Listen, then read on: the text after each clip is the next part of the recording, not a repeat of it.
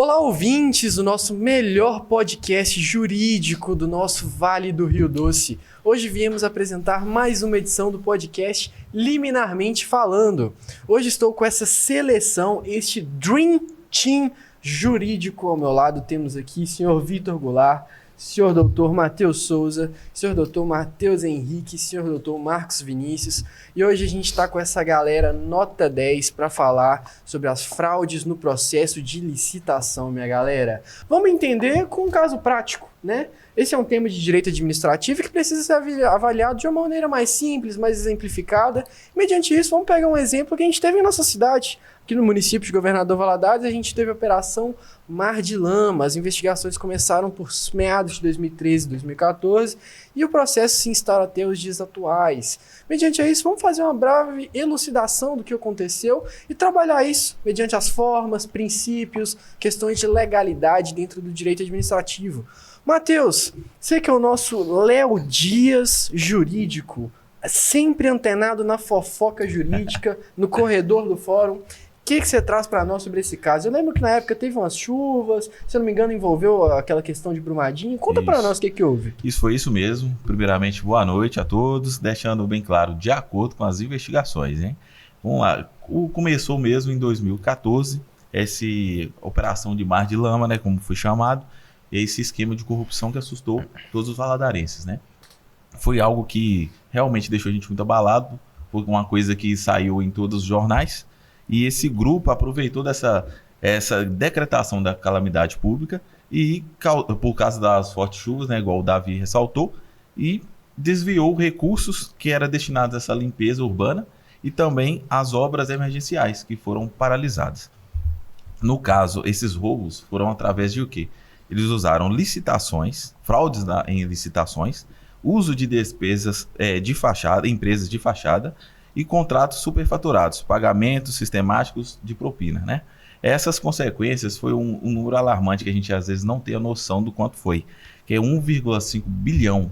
A gente fala assim com uma certa facilidade, mas a gente não tem noção da grandeza desse valor, né? E diversas obras inacabadas, serviços essenciais prejudicados e, o mais importante, essa confiança da população que foi abalada e creio eu que vai demorar muito ainda para ser recuperada.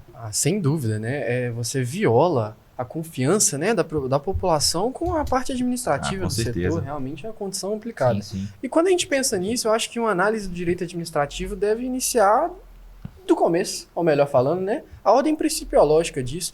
Marcos, você que sempre está antenado dentro dessas questões, eu vislumbro assim que os direitos e princípios dentro do ramo do direito administrativo são muitos e são bem abrangentes. Mas acho que quando a gente fala em processo de licitação, a gente vai falar muito sobre moralidade, legalidade, né? Conta para nós, quais são os princípios envolvidos, de que forma eles foram violados nesse processo? Então, sim, fere, né, alguns princípios de acordo, né, com as investigações, vale frisar sempre. Então, assim, fere 5 princípios originais do direito administrativo, né, de acordo com os princípios licitatórios. Esses 5 são da legalidade, moralidade, publicidade, eficiência e impessoalidade. Muito bom frisar o da legalidade, justamente porque no direito administrativo ele deve ser regido totalmente em lei.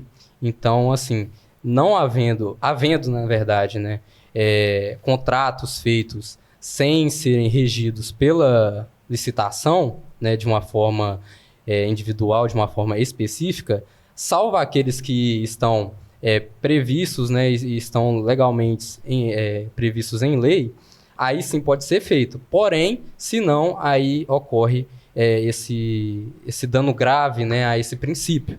E no caso, né, na época, a lei regida, né, seria a de 8.666 de 93, que tinha que era muito concisa e dificultava muito esses processos de licitação. E então, assim, foi algo que veio contra, né, a esses princípios, mais especificamente da legalidade.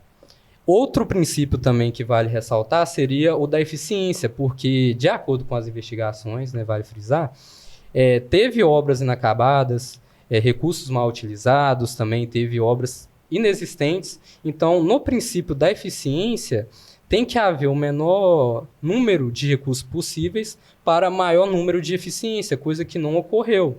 Então, assim, querendo ou não, afeta, né, a população, afeta também essas questões que foi citadas anteriormente, né, em relação a esse princípio da eficiência. Também, outro princípio afetado seria o da impessoalidade, porque o princípio da impessoalidade, ele faz com que as pessoas, né, os gestores, eles não podem beneficiar pessoas próximas ali a eles, né, empresas de aliados ou de familiares, coisa que não ocorreu, né, como foi demonstrado nas investigações e no caso dito pelo meu colega aqui, Mendonça, né. Então, assim, como não houve essa questão, né, de haver esse favorecimento, né, dos gestores, aí também infere esse princípio da moralidade e da impessoalidade, né? Então, diante disso, né, acredito que é algo muito assim difícil, né, esses princípios assim têm que ser feitos porque senão vira bagunça, né? Então, não podemos deixar isso acontecer e é algo que rege aí o direito administrativo. Não, sem dúvidas, né? Sem dúvidas. É a ordem primordial de qualquer administração pública, tem que passar por tudo isso, Manter né? a ordem. Você viola, né? O liame subjetivo entre confiança, né? Realmente é algo inadmissível, né? Quando a gente fala em processo administrativo como um todo, isso tem que ser muito bem apreciado, né? Respeitado. Realmente, a gente está falando assim, de um funcionário público. Ele está ali, antes de tudo, para servir a população. E vale lembrar o devido à nossa Constituinte, né? Todo poder emana do povo. Exatamente. Então, é uma falta de verdade. respeito, né? E, no caso, também o agente público, né? Ele deve ter uma conduta ética diante da população. Sem dúvida, né? É o Então, mínimo assim, que se espera de um agente público, né? Realmente é algo a ser O observado. princípio da moralidade, ele fala sobre isso, né? Que o agente público ele deve ter ações assim, condizentes com a profissão que ele exerce, né? Que seria uma profissão assim, digna, uma profissão, querendo ou não, incrível, assim, uma profissão que ajuda as pessoas, Sem dúvida, né? Ajuda Você a tem que população. você tem que ser vocacionado para isso. Bem, partindo para análise mais técnica, eu acho que ninguém melhor nessa mesa que o senhor doutor Matheus Henrique, O próprio. né? Matheus, e a cunho de lei? Na letra da lei, o que a gente pode aferir quando fala em fraude em processo licitatório? A gente pode ver que questões criminais, obviamente, mas especificamente a gente sabe que existem sanções administrativas e graves, que são bem observadas. Fala para nós um pouquinho disso. Boa noite, grupo. Boa noite, Davi. Boa noite. Tem que destacar que, na época em que ocorreu a Operação Mar de Lama, a lei de licitação vigente à época era a Lei 8.666 de 93. E essa lei ela foi revogada no ano de 2021, quando veio a nova lei de licitação, a Lei 14.133. Aí, falando da diferença dessas duas leis e a sua aplicabilidade na Operação Mar de Lama, podemos destacar que ambas as leis trazem sanções administrativas em relação à fraude em licitação, como, por exemplo, multa, advertência e impedimento de participar de processo licitatório. E falando desse impedimento no processo licitatório, tem uma grande diferença da lei antiga para a lei nova. Porque a lei antiga, esse impedimento seria apenas onde ocorreu a fraude licitatória. Exemplo, se a fraude licitatória ocorreu no município de Minas Gerais, o impedimento de participar do processo licitatório seria apenas no município de Minas Gerais. Sim, perfeitamente. E só que com a lei nova, esse impedimento, podemos dizer assim, ele mudou. O entendimento da lei mudou. O que vai acontecer agora? Vamos supor o mesmo caso, que a fraude ocorreu no município de Minas Gerais. Só que agora o impedimento não vai ser apenas no município de Governador Valadares. Vai ser no município de Governador Valadares, ou seja, vai ser no âmbito municipal, também vai ser no âmbito estadual e no âmbito federal. Ou seja, Ampliou. aquele que colocou a mão na botija já está restrito por completo. Isso. Bom, o legislador foi sagaz Certeiro. nessa implicância, Isso. né? Realmente faz total sentido, ao meu ver, né? Sim. Realmente. E pode seguir. também tem que falar, né, mas pouco importante, que também, de acordo com as investigações, teve alguns crimes no aspectos penais, né? Tipo peculato, corrupção passiva e ativa, Exato. lavagem de dinheiro e até associação criminosa. A gente viu que tem uma gama grande, né? Tem.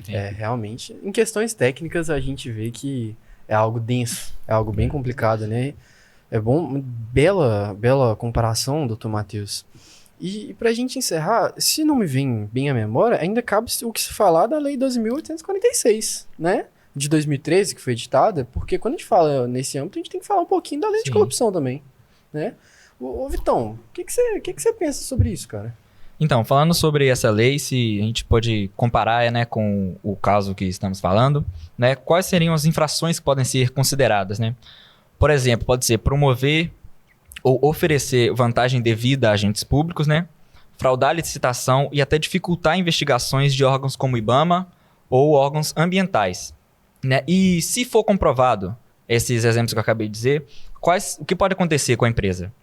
Né? Se forem confirmadas essas condutas, né, podem ser responsabilizadas legalmente, né, como multa. E a regra ela é bem clara, né?